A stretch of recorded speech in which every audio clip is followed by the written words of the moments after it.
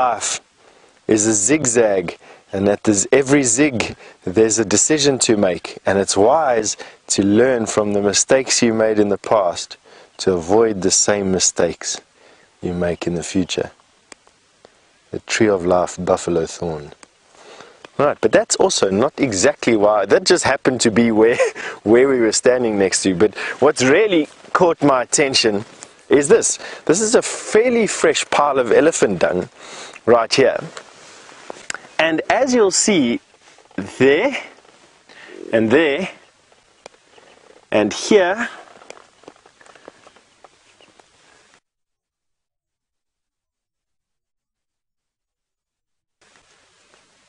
and here, all over.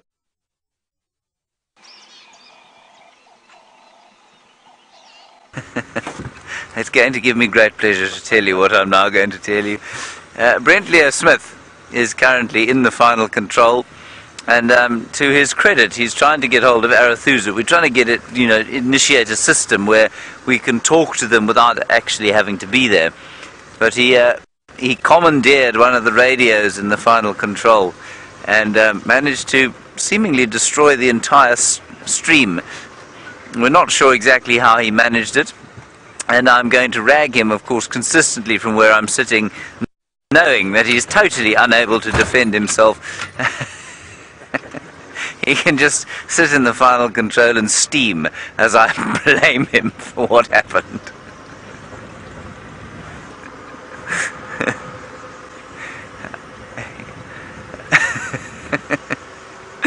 Yeah, it wasn't really his fault. Well, sort of. It was, maybe. We'll leave it at that. Okay, no further signs of shadow. We're going towards the Triple M break, where we're going to find some elephants. Steph is still on bushwalk with the buffalo thorn.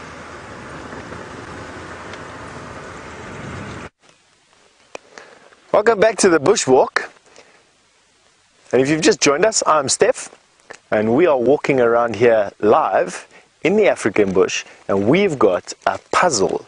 And it's a puzzle that even myself and Herbert, with all our combined experience and all our combined knowledge, can't yet fathom. We don't know why this is the puzzle. We don't know why there would be all this effort made by a dung beetle to make these dung balls and then just leave them. Why would these dung balls be buried in this dung pile and be left? Now, as I'm speaking to you, I'm thinking about what dung beetles are. They're classed into, broadly, 3 different types of dung beetles. You get dung beetles that make balls and bury these balls underneath the dung pile. Then you get dung beetles which bury their balls inside the dung pile. And then you get dung beetles which transport their balls from the dung pile away. So again, under the dung pile, it's called an ectocoprid. Inside the dung pile, an endocoprid, and moving away from the dung pile, a telecoprid. And I think what we've uncovered, and this is just what I think we've got some endocoprids. This is a dung beetle that's buried his ball in the dung pile, and inside here is an egg. And inside this dung beetle, this dung ball would be an egg. The larvae would hatch at some point, would feed on the dung that's compressed inside this ball and come out as a dung beetle. However, and this is the however part, I've never before found dung balls this size inside a dung pile. And so that's the puzzle. I don't know why. Why would a dung beetle spend all this energy to make a dung ball and then not bury it or not take it away, especially of this size? So good puzzles this morning. I don't know, I'm going to have to give it some thinking. If you want to join in my thinking, you're welcome. You're obviously welcome to send through whatever comments you have, or if you do find out something about that, send it through to questions@WildEarthTV, or use the hashtag SafariLive, and I'll try and share it with as many of you as I can. Right, let's carry on going.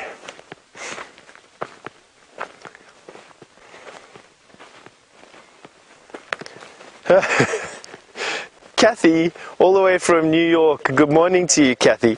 Kathy, you just said you've never seen any guide show you an earthworm, and do we have earthworms here? We absolutely do have earthworms here, Kathy. They only really come to the surface where we can show them to you, though, during very, very wet days. Not only that, but they're also nocturnal. They tend to move around at night time, even when they do come out onto the surface, even when their tunnels have been flooded. Although it's not impossible to find earthworms, Kathy, all we need to do is dig to where there's water, and then we should find you an earthworm or two. Difficult, and not with this little stick today, I must be honest. this time of year. But yes, we absolutely do have earthworms here. As to showing you why we don't show you, generally it's because they're nocturnal for the most part, and only really come out of their subterranean tunnels when they've been underwater for an extended period of time. From clear patch of bush to another clear patch of bush, and then I stop and I scan the surroundings. We're using our ears and eyes and my senses to try and scan the bush. We don't ever want to become complacent here in the bush. The reason for that is because anything can be in this bush. Elephant, buffalo, rhino, lion and leopard, and they all pose a significant threat to us. So we're quite careful when we move through the bush like this. But on that note, and because Providence has given it to you, James Henry has an elephant he's just bumped into. Well, indeed, James Henry does have an elephant, as does Brian Joubert, and therefore as do all of you. There is our elephant, and he is a massive, massive bull, probably about 500 feet from us, but every so often you can see him lift his great head. Here he comes. I think he's going to come towards us. I hope he's going to come towards us.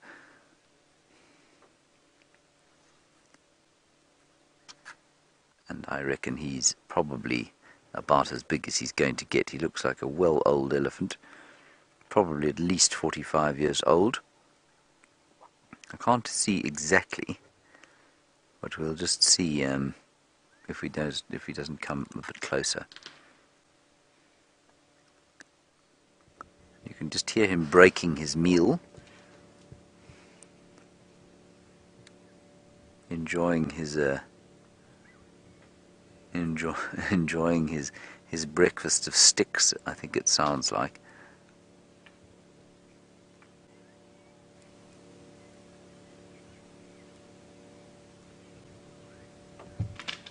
But it's just turned into one of those beautiful winter's mornings when there's a little bit of nip in the air, but the sun is warming us, and I've no doubt that that elephant is enjoying the sun almost as much as we are.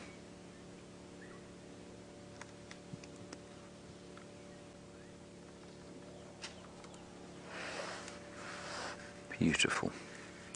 And of course this time of the year, a challenge for all animals, but especially a big animal like this. It's not easy for him to find sufficient to eat. And of course, he's got such a massive mass to maintain. Here he comes. Weighing in at 6 tons. And you can hear you might not be able to hear it, but there's a great deal of crunching going on. And that crunching, of course, is because he is moving bark or stripping bark from probably bits of combretum wood and roots. I suspect he's probably pushed over one of these red bush willow trees, and he's now sort of stripping the roots. They tend to enjoy the root bark and the outer edges and cambium layers of the roots. And cambium layers, of course, the vascular tissue of the plants, carrying water and sugars and various other minerals. But you can imagine, I mean, you've all stripped a piece of bark before, and you know that I mean, there's not a great deal of flesh there before you hit the dead wood. And so it's not easy for an elephant to get sufficient to eat from that sort of thing, and it's why they must continually eat all day long. A big fella like this eat up to 300 kilograms of food in a day. That is a massive amount. That's 660 pounds.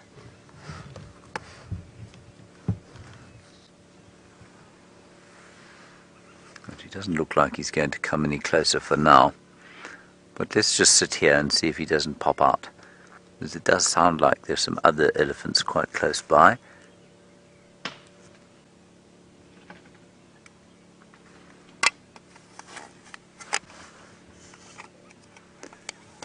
Keeps looking like he might step forward, but I think he's behind what he's eating.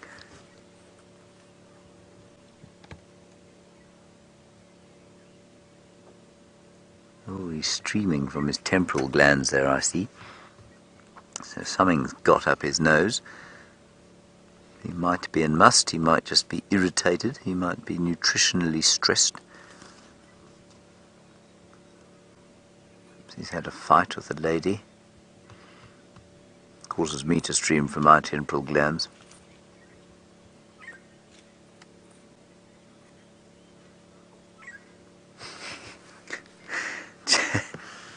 Justin, your question reminds me of a cartoon I once saw by, I think, the late Gary Larson. I'm not sure if he's still alive, who used to write The Far Side. And you want to know if we could, would we put a collar on, and if there was such a thing, and of course this is just a thought experiment, if there was such a thing that could translate animal calls into English, would I do that? And if so, what animal would I put it on? It reminds me of this cartoon where somebody, some sort of a fictitious scientist, did just that, and he designed something to put on a scientist's head, and then he would walk down the street and you could hear what the dogs were saying in English. And I don't know if I'll describe this correctly, but you had the speech bubbles coming out of the dogs going woof, woof, woof.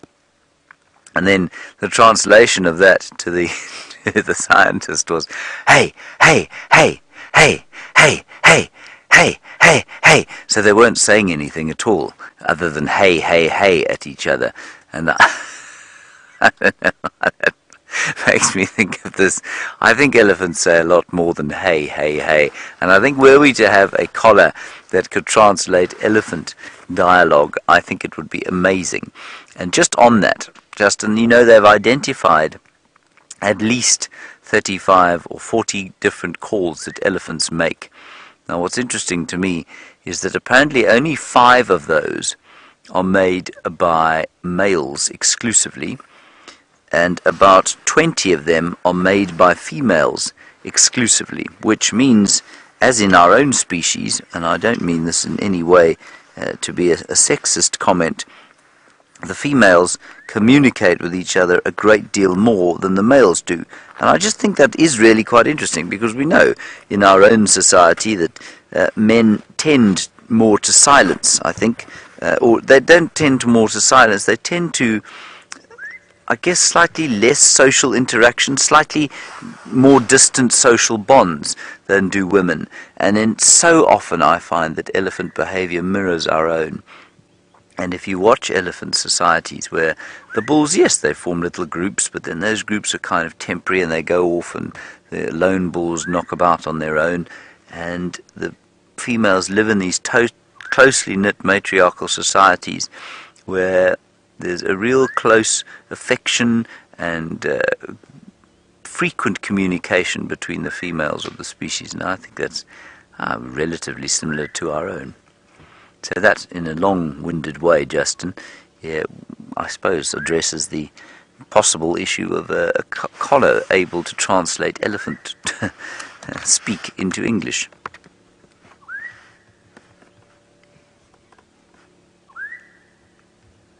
I often wondered, these people who say they can speak to animals, and I'm not for one second saying that they can't, but how it is, or in what language the animals talk to them, or how they get an understanding of what the animal's saying. I mean, what happens if it was a leopard that grew up in India, for example, and you didn't speak Tamil or Hindi? Would you be able to understand what the leopard said? Brian? Maybe. Maybe. Come on, come out here, elephant.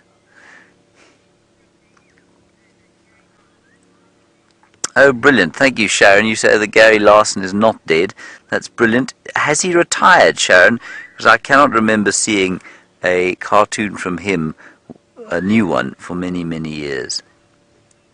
And if you don't know what The Far Side is, everybody, by Gary Larson, go and have a look. And Safari Dean apparently has posted that that dog and scientist with his dog translator head on Twitter. Check it out. It's hashtag Safari Live. Hey, hey, hey, hey, hey, hey. And he retired, gee whiz, 11 years ago. That's quite, no, he didn't, 21 years ago. Lucky old him. Alrighty, I don't think this fellow's going to come any closer to us. I think he's far too intent on his bushes. So let's go forward and see if we can't find something else. Marvellous sighting, that. Love seeing an old bull like that. It's so peaceful to watch an elephant bull just feeding quietly.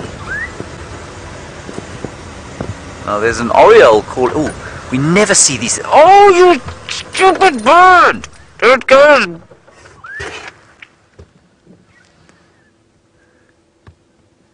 We never see them out in the open.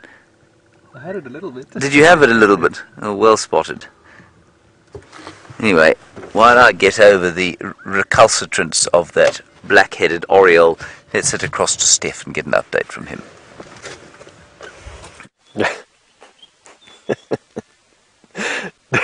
I must say, I have much empathy for James. I really feel his pain. Him and I have the same sort of repellent nature to things that are around us that are generally considered of high safari value. And you know, James and I live the same pain every day. That's probably why I like these smaller things. They can't run away or fly away as fast. Now, we've got another riddle, and what this riddle is I know exactly what made this. This is a bagworm's home. Now, bagworms are caterpillars that build these funny little homes out of anything that they really find in the area. They then suspend it by some silk. Let me see if I can twist it so you can see the silk. They suspend their home from a silken thread. You can see that it wobbles. They generally always wobble like that. And they have the entrance to their home at the bottom. That is where the entrance to the bagworm's home is. Now, he's obviously in this cold weather. This bagworm has closed up the entrance to his home. But here are two things that I have as the riddle. Here's my two questions this morning. Is that A, this bagworm seems to have used a lot of very tight silk to bind his home together, and I'm unable to decide what his home is made of. Generally, bagworms build their homes out of sticks and thorns, and those are attached to his silken home on the outside as a sort of plastering or as a sort of tiling on the outside of his home, and that gives it protection and rigidity. This particular bagworm looks like he's made his the substrate that he's made his bag out of on the inside and then covered the outside with silk. I don't quite know why. I don't know if these sticks have fallen off, and I don't know what bagworm did this. There are many bagworms around the world. You probably have, where you stay, you have a whole variety of bagworms. So where you are, you can go and research what bagworms you have. And perhaps one of your bagworms has a very similar bag to this one. Now, the other question is literally just to fill in my ignorance. I still don't know what bagworms eat. I have a feeling that bagworms are carnivorous worms, that they catch prey and eat them. I have a feeling that they are carnivorous. However, I don't know that they're carnivorous. So you're welcome, if you want to, obviously participate with me in this. I'll share your answers with everybody here. Send your answers through via email on questions@wildearth.tv, or share it on the hashtag Safari Live, and I'll obviously give you whatever answers I can find. Anyway, let's carry on. We're finding a lot of interesting things today. Dave, I think carry on with that. I'm going to go around here.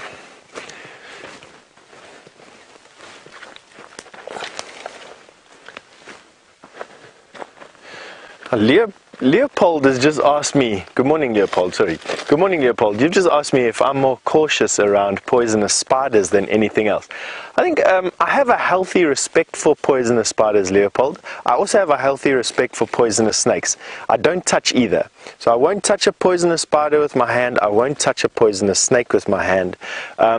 And because I've got a little boy, I don't tolerate them in my house. I know it sounds a bit weird, but poisonous snakes we remove out of the house. We have a pair of grab sticks, tongs, and poisonous spiders, if I can remove them with a piece of paper and a glass, by putting the glass over the spider and then sliding a piece of paper in underneath to then take it outside, I try and do that. I don't tolerate them in my house. Almost any other organism is welcome to live in my room and my house and my backpack, just those two not.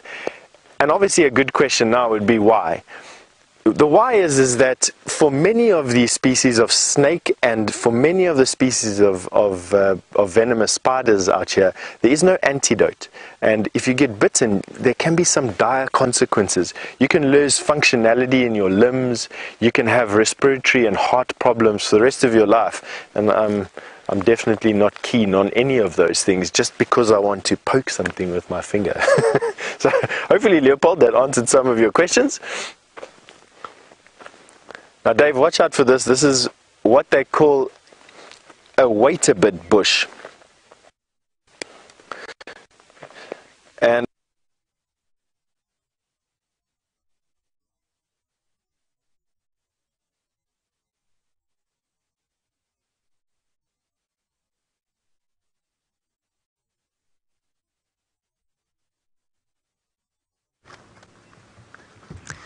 Look at that, everybody. It's a red-crested korhaan, stunning example of a male, and of course it doesn't have an obvious red crest, and that's because it only extends that crest when it is in the midst of trying to attract a lady. Like most of us, keeps our best for when the ladies are around. Not so, Brian? Mm-hmm.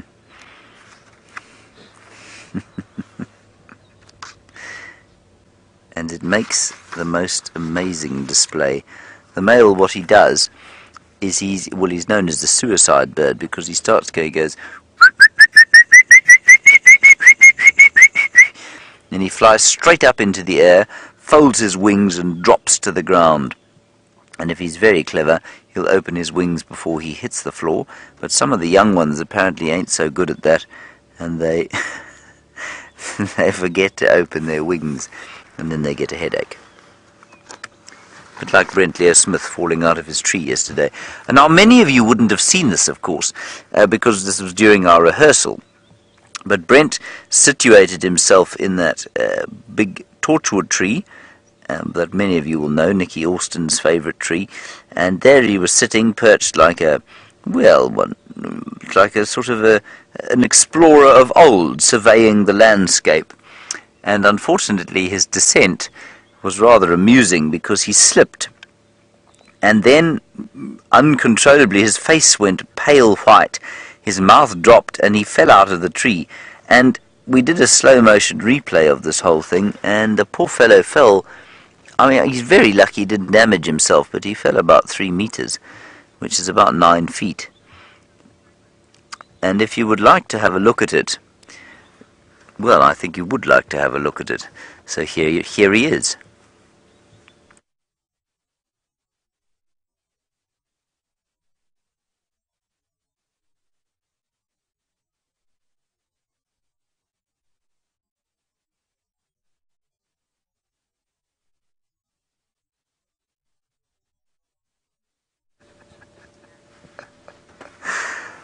So that was a little bit like the human version of the red-crested korhaan, making a territorial display, and he forgot to open his wings clearly when he hit the ground. Now I don't know how he managed not to hurt himself there, but it's quite impressive. It says quite a lot for his athleticism, I think. Anyway, let's carry on. I'm giving up in this area of shadow. We're going to go off to Buffelshoek Dam and see what we can find there. Those lions were heading that way. We did have, Jamie of course had those 2 lionesses there yesterday morning, and then 1 lioness yesterday evening with the 2 males. In fact, there were 2 lionesses I think yesterday evening as well, and one of them, she is convinced, was about to give birth, and I certainly wouldn't disagree with that in the slightest, so maybe we'll be very lucky. Let's go and look. We're on the southern boundary now, and apparently Karula crossed to the south just ahead of us there.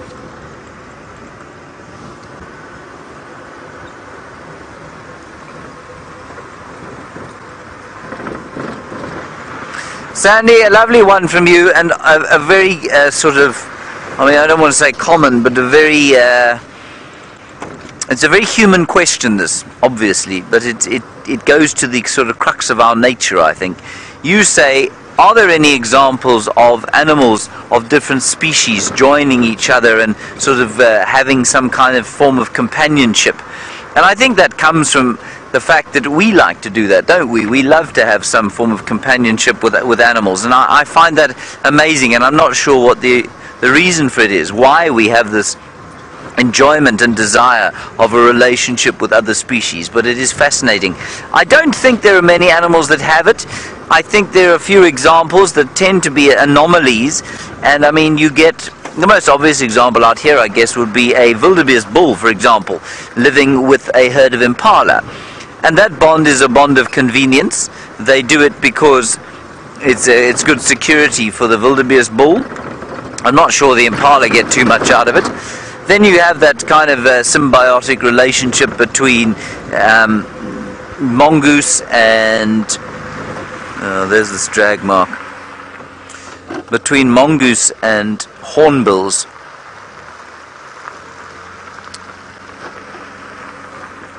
Oh, look.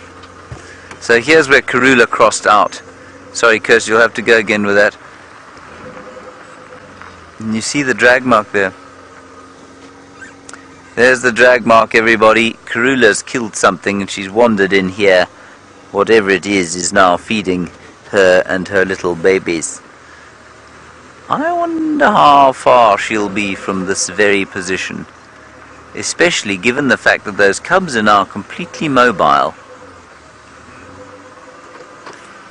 There's a marula tree through there to which this drag mark goes, and if we can get a view of it, I wonder if we not... just give me 1 second here, everyone. In so much as, you know, they hang around together because it's a marriage of convenience. The mongoose dig things up that the hornbills can eat, and the hornbills kind of play a security guard role. No, I don't see any. They're not far from here. It's going to be worth driving up and down this road every so often, just having a look-see. Ah, there they are. Well, there's a vehicle looking at them. Whether we'll be able to get a view or not, I don't know.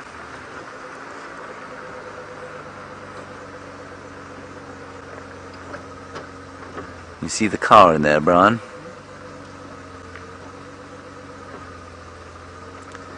You know what? They're not on the termite mound.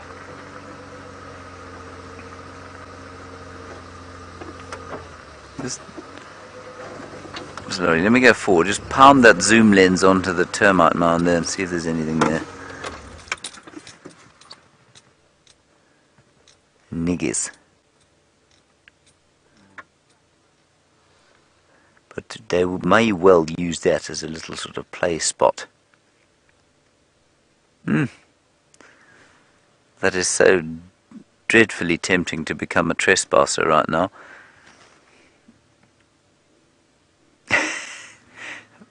The vehicle's moving. They're just the other side of this mound. The vehicle inside there is moving, and they're all kind of looking just to the right-hand side of the mound there. Anyway, I don't think we're going to see them.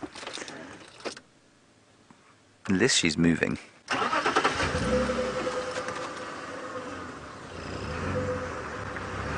Sorry about that. That was very close, wasn't it? Could have been great fun. Anyway, In terms of an actual bond, though, Sandy, no, in the wild, it's so I don't think it happens. You get these anomalous things where, like, a lioness will kill a baboon and then adopt its child for a while. Normally, the child will then be, or the baby will then be eaten by another member of the pride. But very few interspecific bonds where animals actually actively live with each other. There is one. I've got a really good example of one.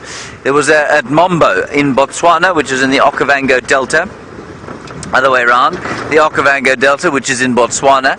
At Mombo, they had a single wild dog. She was lonely, and she hooked up with a little pack of black-backed jackals, a pair of them, and she used to live with them, and they did have an affectionate relationship where they would greet each other. She would greet them like a wild dog would greet, and they would greet her like like jackals would. I mean, they're relatively closely related, and certainly couldn't interbreed with each other. She would go off hunting, she'd feed the adults and the cubs, and at one stage they had a female hyena as well that joined the group. She didn't have an affectionate relationship with them, but she certainly used to hang around them quite a lot. Maybe just to scavenge, but it may also have been for the company. Who knows? There's a really good example of it, Sandy. Right, so we're going to go off to Buffelshoek Dam. There are apparently elephants at the waterhole camera. We're sort of equidistant between Buffelshoek Dam and there, so I think we'll go to Buffelshoek first, have a quick look for the lions, and then we'll see if we can't bash back for the elephants. It will be quite fun. It's today Wednesday, Brian. It's not a bad way to spend a Wednesday afternoon, a Wednesday morning. No. And many of you, thank you. You thought it was very funny watching Brent fall out of his tree. I thought it was very funny, but like most of you, you say, what about his hip? That was precisely what I thought when I saw it, because he lands quite heavily on his feet. But his hip seems to be fine. I haven't seen him this morning. We'll find out. I think today will be the clincher. I think he was warm and full of adrenaline yesterday, so he was fine. But today we'll see if he's damaged himself. But he's unusually naturally athletic, is Brent, so I think he'll be fine.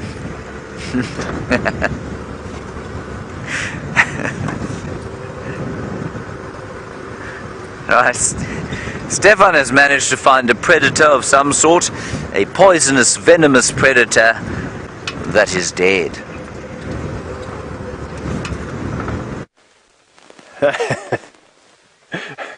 Poisonous, venomous predator that is dead.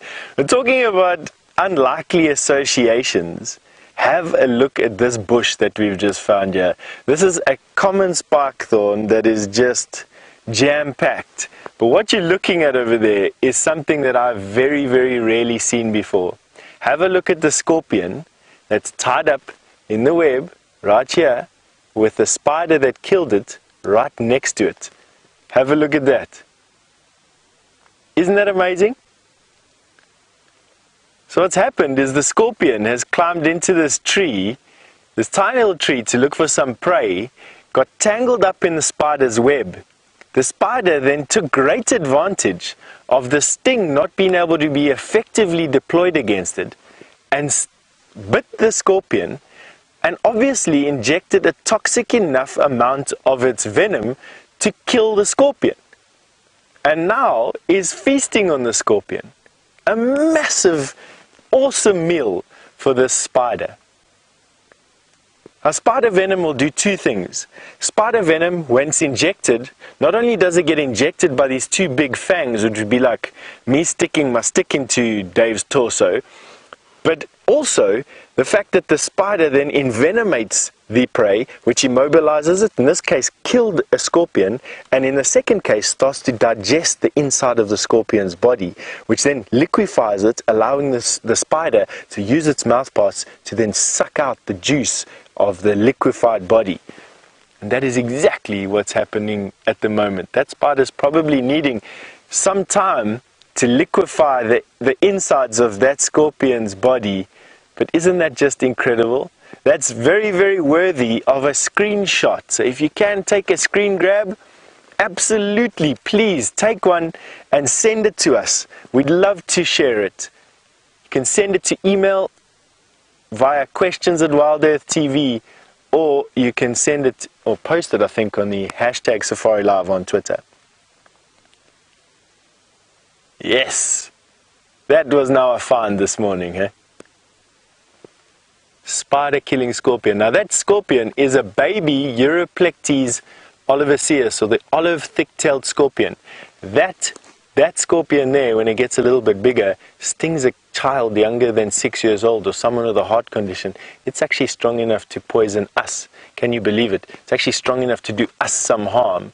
That's how venomous that little scorpion is. And that little spider, its venom just managed to kill that. Nice. Another thing that's on this particularly productive plant is this very interesting caterpillar. Have a look at that bizarre head on that caterpillar.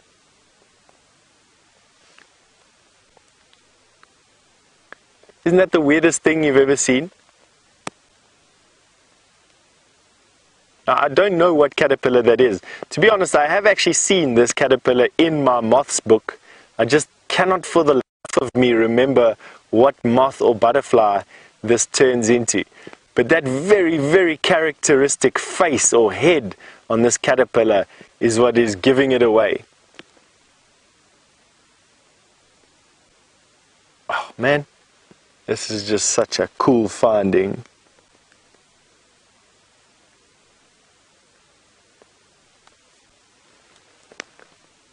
Alright, looks like something out of an Alien with some mask on it. Back to that view. Lots of things going on this bush.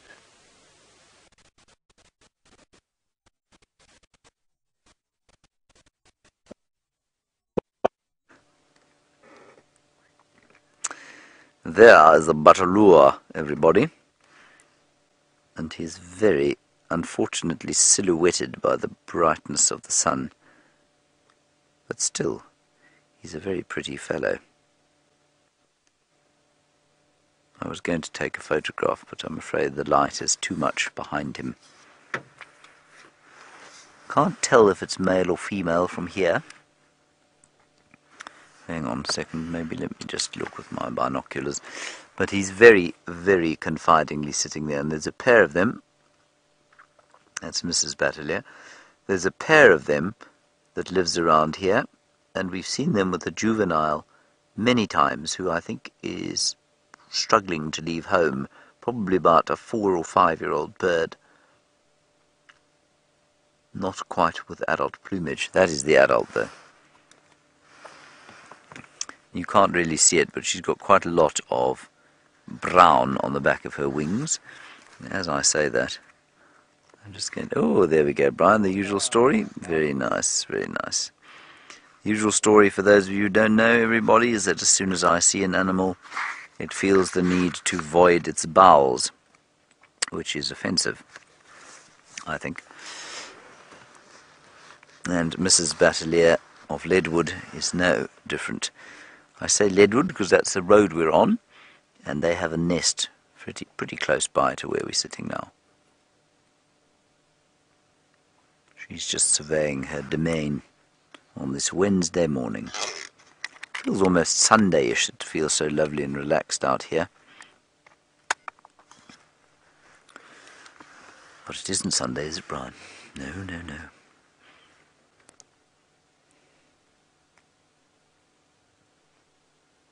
Stunning. Let's just try and see if we can't get around her, and then we can get a better look at her lovely red face. Oh, hang on, Ephraim's calling me. Go ahead, Eph.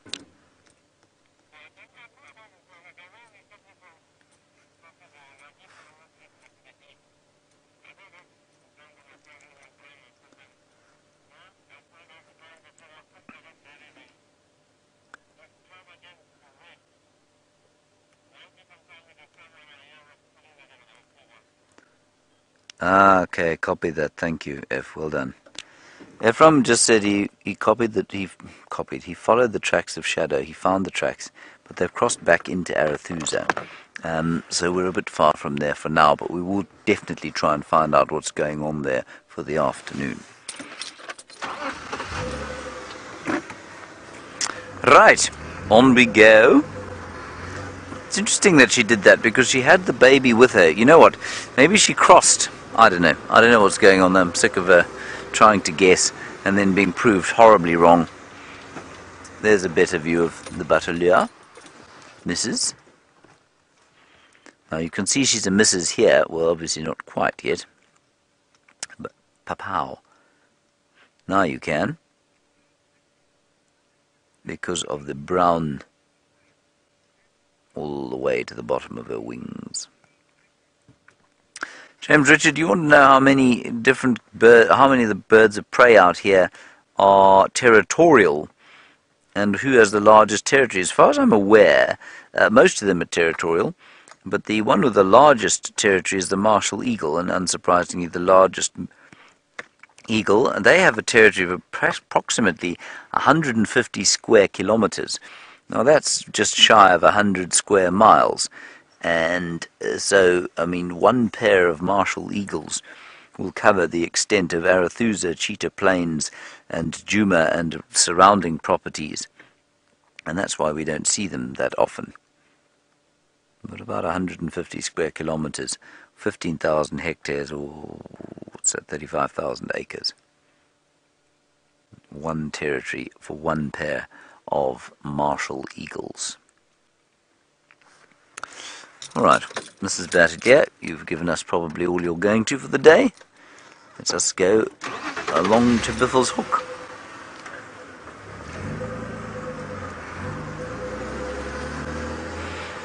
We might be lucky and find those lions there, who knows.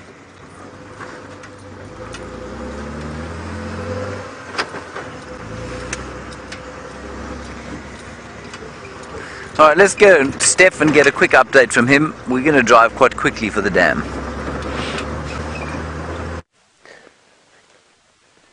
We're actually still in this area with this very funny caterpillar and this spider that's managed to catch the scorpion. We haven't gone anywhere. To be quite honest, this is actually quite an amazing sighting. For me so far, sighting of the day. For those of you who have just come back to the bushwalk, we are on foot, live, in the middle of Djuma Private Game Reserve, right on the western edge of the Kruger National Park. Some 8 million acres of wildlife and Big Five country, basically. And we're on foot. We're far away from everything, and what we've done is we've found a spider that's caught a scorpion. Now we just want to show you again, only because it's just so amazing. Now for those of you only joining us now, I'll give you some time to share.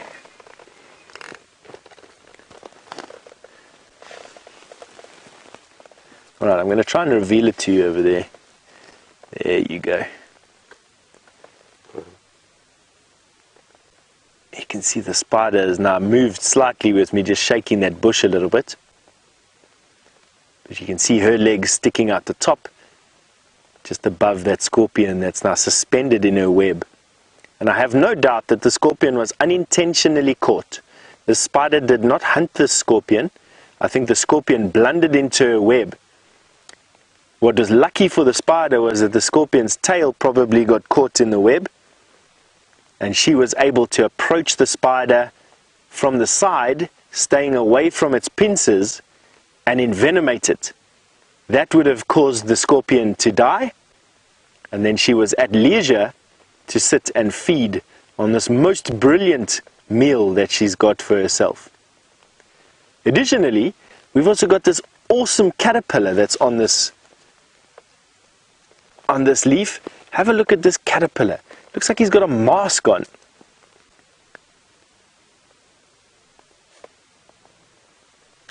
Green caterpillar. I have no idea what butterfly or moth this turns into. But I have seen this before. I just have a vivid memory of my butterfly book having a picture of one of these caterpillars in, and I definitely at breakfast this morning are going to pull out my reference book when I get back to camp and go and have a look for what this is. First one I've ever seen though. I mean, I've been doing trails in this part of the world for the last 17 years, and I can't actually remember ever having a sighting where I've seen a scorpion caught by a spider in a web. You do get certain spiders that hunt for scorpions. The solifuge arachnids, they're not really true spiders, but they look like spiders. They definitely hunt for scorpions. A solifuge, or a sun spider, the most grotesque looking insect that you can possibly find. Go and have a look at one when you get a chance. And then that little caterpillar I also haven't ever seen. So this is a first for me. You joining me from wherever you are in the world for perhaps the first time, maybe a couple of times you've been watching me over the last year or so, but I've been walking around here for 17 years, never seen what we've seen on this little bush. And just to give you an idea of what's happening on this little bush, we're going to take a step back, and you can see that this is probably the only bush in a couple of yards to either side, standing in the middle of this open area, and you've got all this action happening on it. Wonderful, eh? Amazing what's happening in all these bushes around us. I mean, it just makes me want to stop and just sort of stick my nose into everything here, but that would be incredibly boring for you to watch. So we're going to carry on walking down this game path. We're actually on a game path here. Now, what a game path is, it's a path that animals use from an area to another.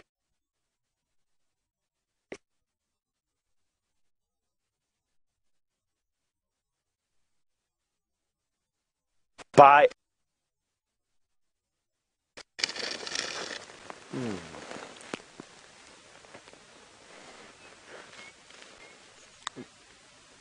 Right, here are their footprints. I'm going to demark.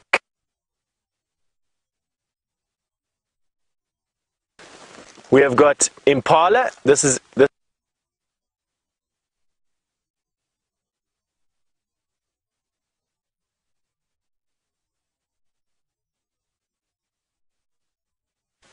an elephant that's walked on this game path. That's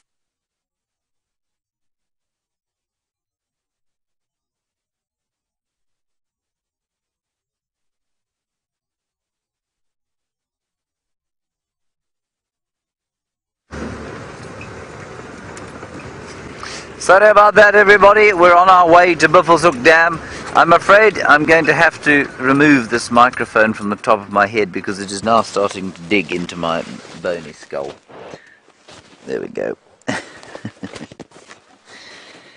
Oh, it doesn't have its clip on it anymore. So I'll just stick it to my face. Yeah. How's that? That was good. That was the best spot. Was that the good spot to have it like there? You got some gaffer? I do. Where is it? Is it here? Here we go. Sorry about this, everyone. It was digging into my skull. It was very unpleasant. But it'll be much better now. How's that? Yeah, that's great. Is the audio good? Yeah, it sounds very good. It's Crisp and clear. Yes. Okay, perfect. Right, on we go.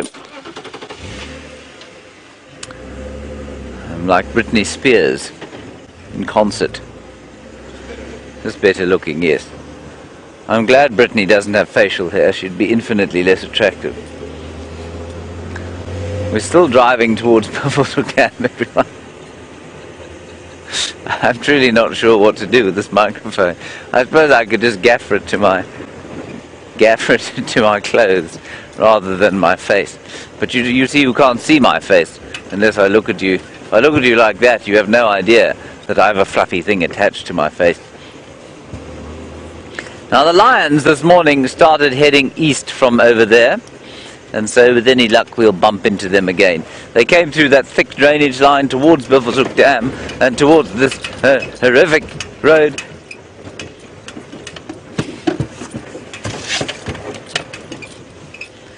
That always gets me. And maybe those lady lions as well, specifically the one who we hope has given birth.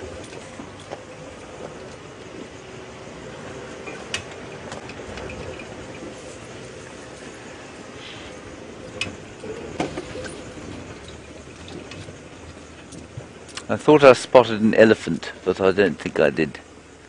I may be talking nonsense. Hello, Jenna. Again, well, I don't know if this is Jenna Brown again. But Jenna, you want to know about how many lion cubs a lioness can have in one go? Well, up to 6, apparently. I've never seen that. I've heard in captivity of 8 lion cubs being born to one lioness, but I think that's extremely unusual. Normally 3 or 4, sometimes just 2, and the lioness that's at Torchwood at the moment, and where she's been keeping her cubs, she has only got 1. So that's quite interesting.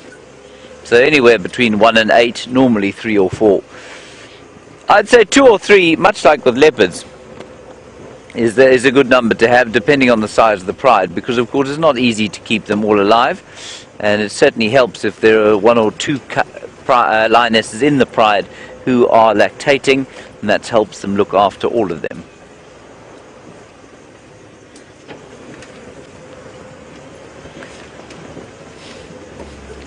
I wonder if this gaffer tape will take any of the hair off my face when I remove it. Anyway, we're not too far from the dam now, so we'll just pop around the corner there and see what we can find. It is interesting though, just as we sit over here, in fact no, let me go around the corner to show you, but just how the landscape has changed, how the colours have become the golden and brown colours of the winter, especially when you get onto a bit of a high point and you see over the vegetation. And yes, there's a little bit of pink and red in there, as you would expect. Ooh, these birds never sit still for any length of time. Maybe they will now. The green wood hoopoe, aka used to be red-billed wood hoopoe. Can you see the one up there, Brian? Well spotted. Oh, beautiful. Look at that. Stunning. And that long beak is a probing beak. It's for digging in the fissures of the bark, seeing if it can find beetle grubs. And that's quite a big bird, you know. That's almost a foot long with the tail. In fact, easily a foot long with the tail. That's fantastic. Amazing shot. And selecting specifically for that dead piece of branch where there's likely to be rotting wood and therefore wood borer beetles and things that have laid their eggs inside. Very nice, Brian.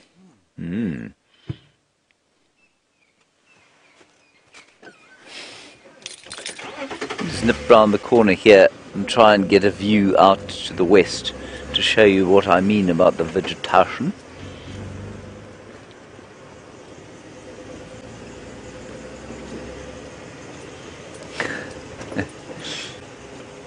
Maybe. No. Yes, here we go.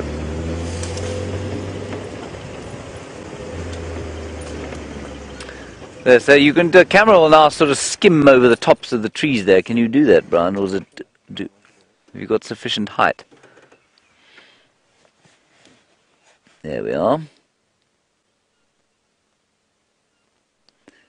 There, and what you want to be looking at there is basically not the blue sky, of course, but the brownish green vegetation underneath it. That is very much a wintry landscape, and not unattractive at all, but just very different from the summer. That's wonderful. This gives you a real sense of the space that we have here.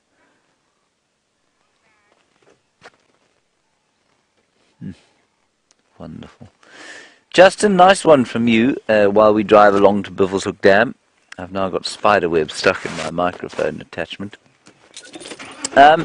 You say, how bad is the deforestation in South Africa? Justin, relative to the rest of the world, not very bad at all, you know, but that's largely because we don't have forests, really. There are very few actual forests in South Africa, some along the mountain ranges, which have been, in some areas, denuded and deforested so that exotic plantations can be planted, and that's a bit sad. But there are pockets of mist belt forest and sand forest that are very intact, in this country. But I suspect that we haven't had, oh, that's a grey-hooded kingfisher, and it shouldn't be here. No, it's not a brown-hooded kingfisher. It should be here. That's a beautiful shot. That's fantastic. Well done, Brian. It's one of the only colourful kingfishers that does remain through the winter time.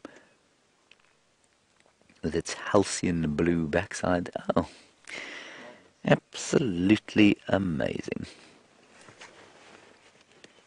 Did you notice that, everybody? Batelier and kingfisher void their bowels on sight of me. Stunning. So that is the brown-hooded kingfisher. I should put this on my jacket now. It's starting to fall off my face. I think this is a good idea, actually, this head thing, but we may just have to modify it slightly so that it doesn't bore into my skull. What do you think, Brian? I don't think I should have to accept that. No, you don't want things boring into your skull. No, having something boring into your skull is very unpleasant. It's not a good time. No. A very bad time. I'll have to have a word with Gendre. Justin, sorry, yes, you wanted to know about deforestation. So, the country that is South Africa doesn't have sufficient rainfall to have extensive forests, and what we'd call this is woodland. And yes, there are many woodland areas that have been denuded of vegetation completely, but that's just the very nature of having lots of people in one place or on the planet generally. But actual true forest, where the canopy is closed, there's very little understory, there are not many of them around South Africa, and yes, some have been denuded. There's no doubt that they've been reduced over the years, but I think you'll find that very few of them, at least that most of what we have now, is pretty safe. Unlike, say, areas of the Congo Basin, which is in the middle of the continent, where there's a lot more rain, there are huge numbers, there are huge rainforests there, and there European logging companies are doing horrible damage. Let's head across to Steph. He's got another arachnid to show you.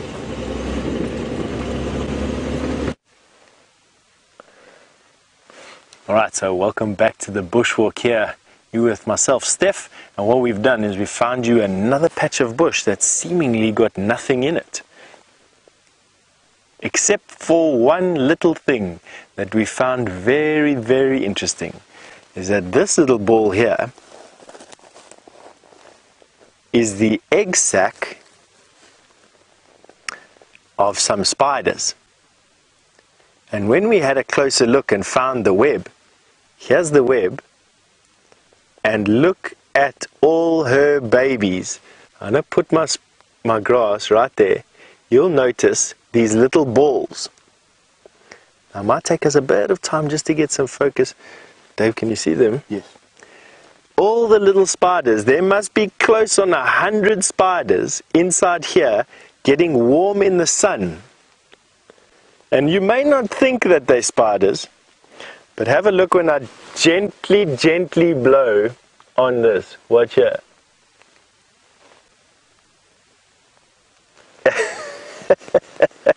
Isn't that the most incredible thing?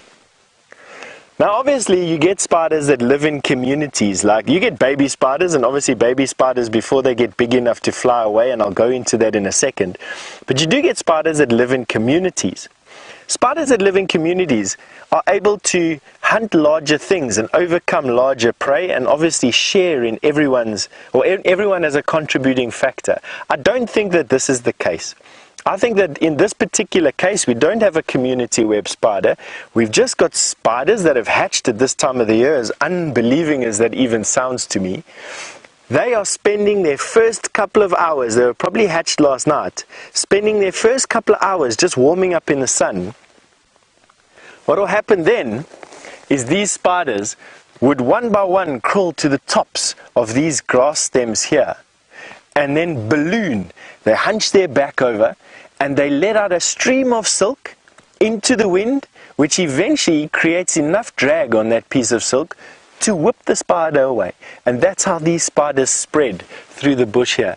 They go to the top of the grass, they let go the streamer of silk, and then boop, they pop off and they float into the wind. And I do know that balloons that have gone up into the upper atmosphere with collecting boxes and collecting baskets have found ballooning spiders just like this, high up in the atmosphere, far higher than what we fly, the Boeing 747s or Airbus A380s or whatever the latest acronym is for these massive aeroplanes we see flying overhead. But isn't this incredible, hey? A nest of young spiderlings getting warm in the sun. There you can see them all at the tip of my grass. I'll try and see if I can put it in. There we go, into the middle of them. A bunch of these little spiders. Have a look at them all moving inside there. They have actually, in actual fact, ecdiced for the first time. These here are their exoskeletons from when they first came out. Yeah, they're all coming up to see what's disturbed. Let's see what they do. See, they're all coming to see what the disturbance is. Coming to see if it's something that they can eat. No. Wow. That is really, really awesome. Very, very glad that we could show that with you, most definitely. Alrighty. Now, it's going to take us a bit of time to get the backpack back onto Dave's shoulders. We've taken the backpack off so we can keep it straight next to the tree. And because of that, and we don't want to shake you around too much where we are, I'm going to send you back over to James.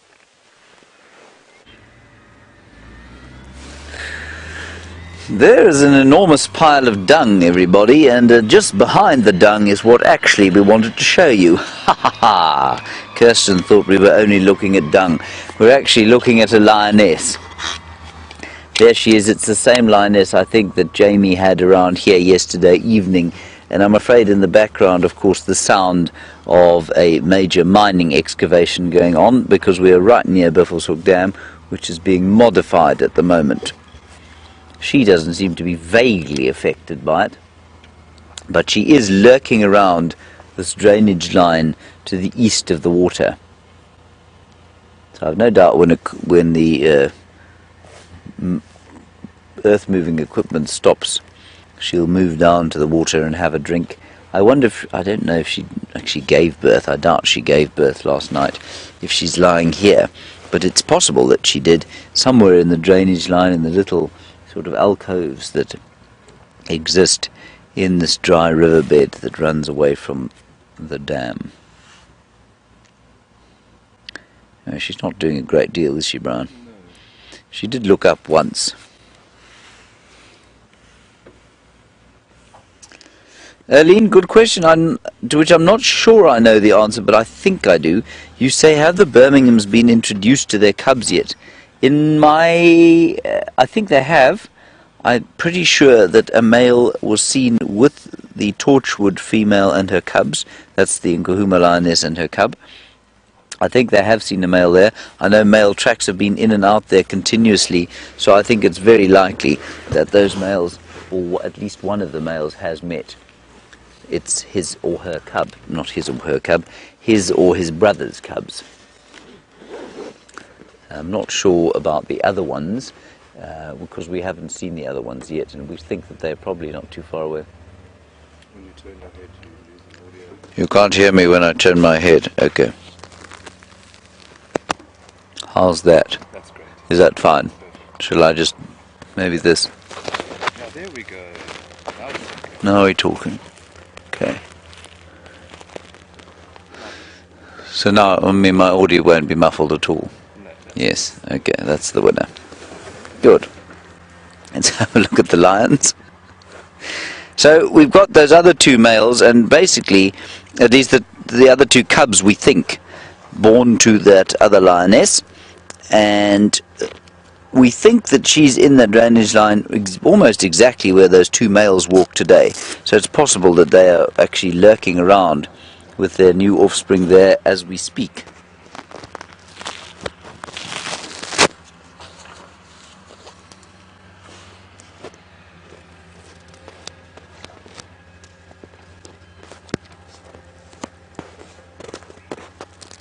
Hello Bruce, nice question from you about why it is that a lion's tail has got a pom-pom on the end of it. We think that it's largely for a following mechanism. Basically, if you can find any animal out here that has something unusual on its back end, is normally sort of written off to a following mechanism. So when the lionesses follow each other on the hunt, or when they are when they're leading their cubs through thick bush, then obviously that fur ball on the back of the tail makes a big difference. It helps them to follow each other. And so we think that's why, in the same way that we think that's why they have black on the backs of their ears. We think that helps them to basically find each other when they're hunting. And while white might be more obvious, I think the contrast provided by the black certainly does play that role. And of course, you know, in the middle of summer, a lioness doesn't find it too hard, or lionesses don't find it too hard to follow each other, because it's green, and that color that they are actually stands out against the green. Well, it stands out sufficiently for them to be able to follow each other, but in winter time, as we go into a time when the cover is supposedly less, that's when a lion's colour really comes into its own. When all the vegetation turns that same tawny colour, it's a really effective colour to be. And then that tail sticking up above the grass, or the black ears just filtering through the leaves, is a very effective way for them to follow each other. But she ain't doing much, this lioness. And I can't see any suckle marks on her, so I'm going to guess that those little ones haven't been born just yet. If she is indeed pregnant. I mean, I think Jamie's assessment of her pregnancy certainly looked extremely valid yesterday when I saw her. Oh, but her nipples are a bit distended. You know what? Let me move a little bit. Let me move a little and see if we can't get another view. How's the audio sounding now, Brian? Is it perfect? Does it sound crisp? You look like a pharaoh of sorts. A pharaoh? Yes. Good. Excellent. Do you think Gendre will be impressed with my innovation? Exceptional. Kirsten says I look like an idiot, Brian. But that's rude. Kirsty is just She is rude, isn't she? horrible. Dreadful person.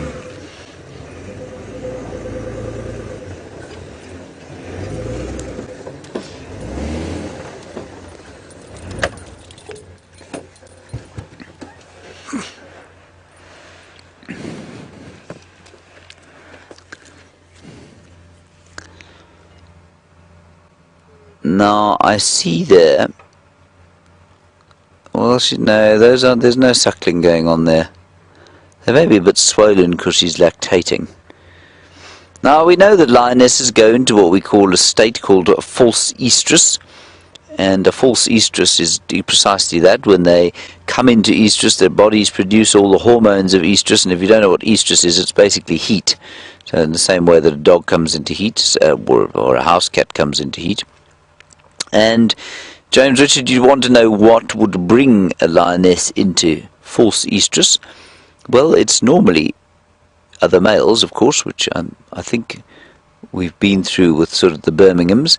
These lionesses went into a false estrus period when the Birmingham boys took over this area, and because they were in a false estrus, they didn't conceive when they were first mated with. And I think that is the only situation, James, under which a lioness will come into false estrus.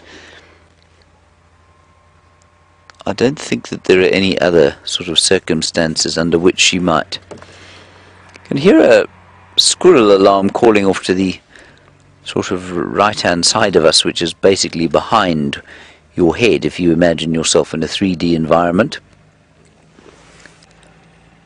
It might be worth just going to have a little look there. Anyway, let's leave this lioness. She's fast asleep, doing not very much at all. Very nice that she's still here. I think it's going to be well worth coming back to visit this area this afternoon once the vehicles have stopped their excavating, because maybe those males are going to come back. I'm pretty sure the 2 males we saw this morning were the 2 that were knocking about here yesterday. Good luck, lioness. Don't get up on our account. While we get out of here and I perhaps reposition my microphone, let's head across to Steph on Bushwalk. Can't exactly say that I've got something any more interesting than a sleeping lioness, but lions, you know, that's what they do. They're active the whole night, they sleep the whole day. But this, in this particular patch, really caught my interest. When we were walking down here, these roots caught my interest. It's a pretty robust root. I mean, let me put my...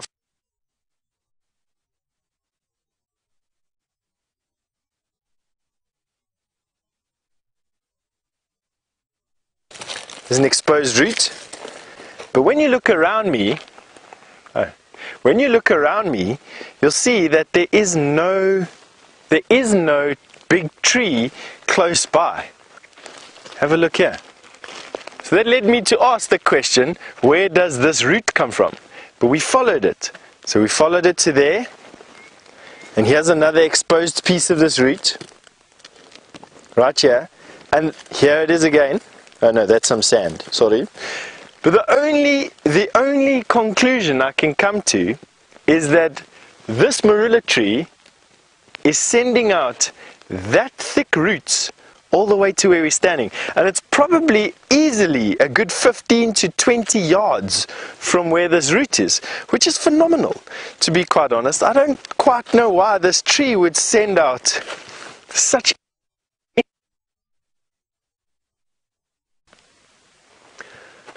Right here where we're standing. I mean, obviously there must be something underneath the ground over here that is stopping the roots from going down. That can be 2 things. Either it's too wet, which doesn't sound like it's feasible this time of the year, but it could quite easily be. Either it's too wet, trees don't like to be drowned, or they've hit some rock. Underneath here there's some rock, and the tree can't send its roots down. It has to send its roots across and spreading out over enough area so that it gets enough water and enough minerals. It's the only 2 conclusions that I have as to why this marula tree has sent its roots out so far. And what we'll do is we'll walk a little bit of a distance away so that you can get a true scope of where it is. I might even count it out for you. I think this is probably close enough or far enough, Ade. Let me count it out for you, I'll show you.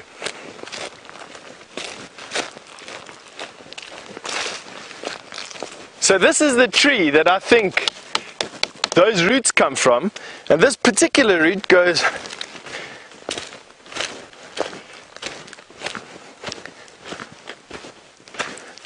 ...12 yards away from the tree, and it's still thick, it's still this thick. Amazing. Truly just wonderful. And the only conclusion, like I said, that I can come to is probably water or rocks. Justin's just asked me how a game trail from a man-made trail. Justin, that's quite a good question. In an area where you've got lots of people walking, you could expect that some trails would be made between crops and fields, water, perhaps a shop and the local village, or a kraal or a feeding area for cattle. In areas like this, made are game paths between feeding areas and water. And the key differentiator for me would be 2 things: the lack of domestic cattle footprints and the lack of human footprints in an area. You just very rarely do you find domestic cattle inside.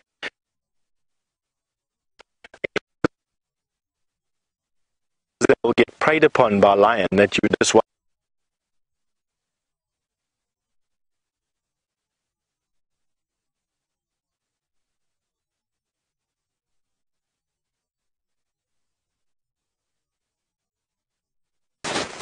Nessus in Djuma praat. We're back again, everybody. There's been a lot of crash cutting from the bushwalk today, and that's just because Steffi is pushing the limits of what it's able to do, clearly, and we have to do that every so often just to check what's going on. We're heading towards now the centre of the reserve. We might pick up on those two males again. Nothing turned out to be shouting, or it didn't seem to be obvious what those squirrels were shouting at, and we'll see if we don't quickly get you a herd of elephants before the end of the drive. I know that there are some still at the waterhole camera. I won't ever be having my microphone like this again, everyone. It's just that I don't know why, but I find it quite amusing to have it attached to my chin for the next few minutes. Mainly because I know that the final control is rolling their eyes so far towards the top of the ceiling that they're almost going to do a 180-degree turn.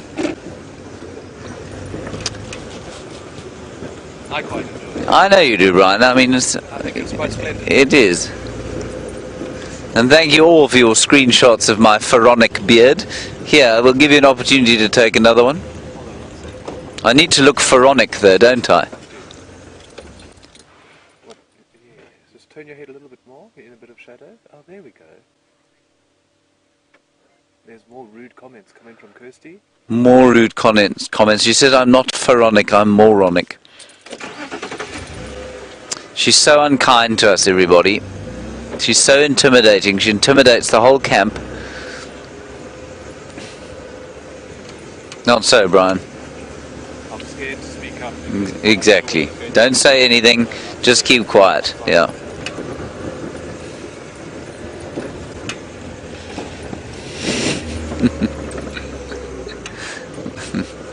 Alright, just a few more minutes of drive, everyone. I'm going to drive relatively quickly down here. I just want to see if those lions didn't pop out here. I think you'll probably find they were heading for the dam there, and then the earth-moving works began, and I think you'll probably find they therefore sort of stopped, either just shy of the dam, or they've gone past it and they're not too far from where that lioness is lying. I hope she has babies around there. I can't wait to spend a bit more time around some lion cubs. They're just so very special. And as Jamie said the other day, we were busy postulating on why it is that Karula and Shadow, or specifically Karula, is seemingly spending time so far in the southern corner of her territory. Jamie said, well, there's been a huge amount more lion activity on Djuma than there has of late. And she's right, of course. The Nkuhumas have been up and down here continuously. The males have been spending a huge amount more time on Djuma than they did for the first sort of, they've been around almost a year now. For the first, 10 months, they probably spent far more time in the last 2 months here than they did in the previous 10 months combined, I think. And so that may well have resulted in Karula just pushing south a little bit with her cubs, and also in the hyenas, of course, disappearing to Simbambili. Brian, what are you laughing at?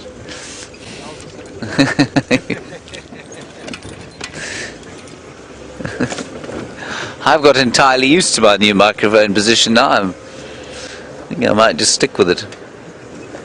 I do quite enjoy it. I imagine from where you're sitting it must look quite amusing. I can't see a difference, of course. Yes. We'll have to have a word with Jeandre about modifying it slightly for the hat. I think we have got we're almost there.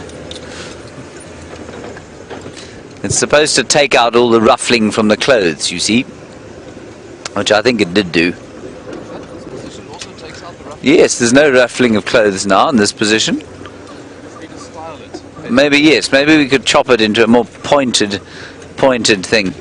Alright, while we go through this drainage line, see if we can see the lions for the last time, pop across to Steph and say good morning to him. Alright, so James having to reposition and go through a thick area has allowed us to get to a nice patch where we can say goodbye to you. And so I just have to say thank you on behalf of the Safari Live crew, myself, Steph, Winterboer and Dave. We just want to say thank you for joining us on the walk today. It's been a bit on and off, but we've seen some amazing things. The scorpion that was caught by the spider and that funky worm that had that headdress on. Awesome. We were just going to say we're going to see you this afternoon for the sunset safari on the walk, and probably tomorrow morning as well. Have a good day wherever you are.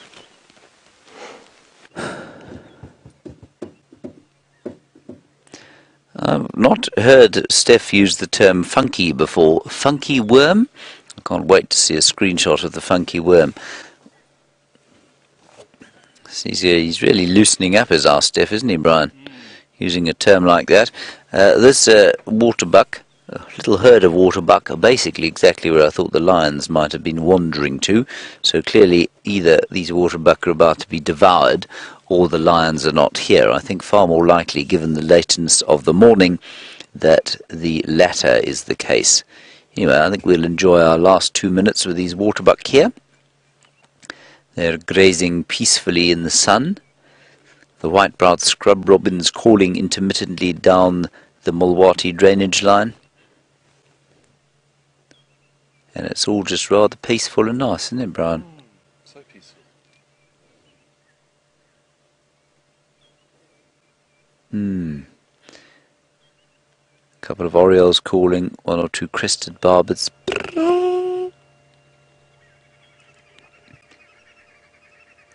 That you can hear there is the green wood hoopoe. Remember we saw him with his bright red bill and that little flock.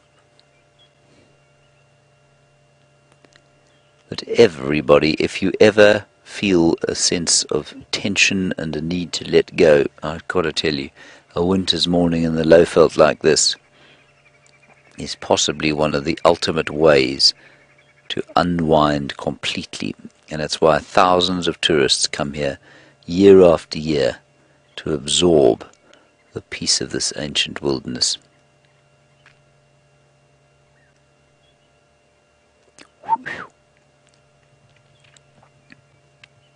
Now, I don't know if you're going to be with us this afternoon. I know that we are doing another rehearsal, and I'm not sure if that rehearsal is going to include you or not. But if it isn't, I am sorry about that. But we will be back to normal programming as of next week. And so... Sorry, it will be private this afternoon. Thank you, Brian, for your efforts today.